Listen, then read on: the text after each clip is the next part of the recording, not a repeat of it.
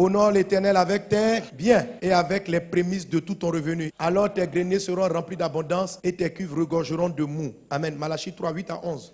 Un homme trompe-t-il Dieu, car vous me trompez et vous dites en quoi t'avons-nous trompé? Dans les dîmes et les offrandes. Vous êtes frappés par la malédiction et vous me trompez la nation tout entière. Apportez à la maison du trésor toutes les dîmes, afin qu'il y ait de la nourriture dans ma maison. Mettez-moi de la sorte à l'épreuve, dit l'Éternel des armées, et vous verrez si je n'ouvre pas pour vous les écluses des cieux, et si je ne répands pas sur vous la bénédiction en abondance. Amen. Tu as été béni de toutes les bénédictions dans les lieux célestes en Jésus. Tu veux que les écluses s'ouvrent pour que ça vienne sur toi? Honore Dieu avec les offrandes et avec les dîmes. Tes greniers seront remplis. N'écoutez pas les prédicateurs de malheur qui vous expliquent que non, la dîme est révolue. Ils vont vous créer des problèmes. Ça fait 30 ans que je marche avec Jésus. Je connaissais quelqu'un très bien, vraiment quelqu'un qui aimait Jésus. Et je ne sais pas comment Satan l'a séduit. Il a commencé, moi-même j'ai commencé à être victime de ça, à ne plus apporter la dîme. Le monsieur il a commencé à vivre une série de malheurs, sa vie a dégringolé. Tu vas au ciel quoi. Tu as cru en Jésus. Mais ne vous laissez pas séduire. Les gens qui enseignent, ils n'ont rien compris. Et il y a des gens aussi qui apportent la dîme qui ne comprennent pas aussi. Oui.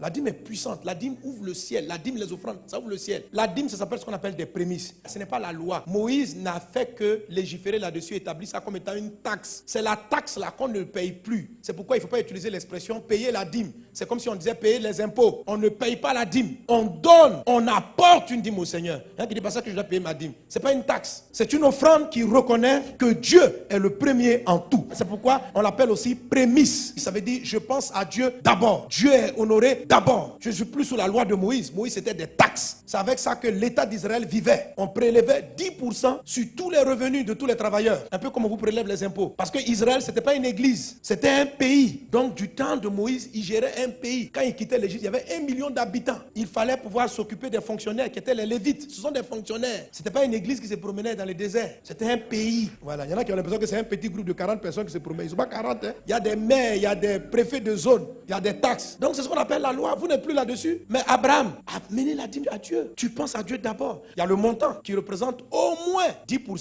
Ça c'est le montant. Mais c'est le fait même de penser à Dieu en premier. Si tu as 10 000 francs, que tu commences à dépenser, et puis tu donnes 1 000 francs à Dieu après avoir tout payé, ce n'est pas une dîme. Dieu ne prend pas l'argent après. Tu dis, j'ai acheté, j'ai payé ma facture, j'ai fait ça maintenant. C'est combien même la dîme? C'est 1 000 francs. Et puis tu donnes. Non. Dès que l'argent arrive dans ta main, la dîme, c'est de dire, avant de penser à mon loyer, avant, mon Dieu en premier. Mon Dieu en premier. Il ne prend pas les restants, il n'en a pas besoin. Et ce n'est pas qu'il a besoin, c'est parce que tu le respectes plus que tout. Tu montres qu'il est l'auteur de tout, que tout lui appartient, qu'il peut te bénir quand il veut. L'or et l'argent lui appartiennent. C'est lui qui ouvre les portes, c'est lui qui ouvre les opportunités, c'est lui qui les ferme, c'est lui qui bloque le ciel et puis il n'a pas eu la pluie. C'est lui il est Dieu. Et comme tu sais ça, tu sais que ce n'est pas ton argent qui va te faire vivre. Il dit, je menacerai le dévoreur. Ton argent finit avant la fin du mois parce qu'il y a un dévoreur qui vient bouffer ça. Pourquoi? Parce que tu n'apportes pas la dîme. Soit tu es un payeur de dîme, c'est-à-dire un payeur de dîme, c'est ceux qui font sous la loi de Moïse. Tu utilises le mot je paye ma dîme. Tu fais ça avec peine, André, on t'a frappé. Ça là, tu dis depuis là je paye ma dîme, tu m'as pas béni. Mais c'est parce que tu n'as pas encore donné la dîme. Tu es en train de payer la dîme, tu ne donnes pas la dîme. Tu n'adores pas Dieu avec la dîme. Tu n'as pas de respect pour ce que tu es en train de faire. Dieu n'est pas un mendiant. Alléluia.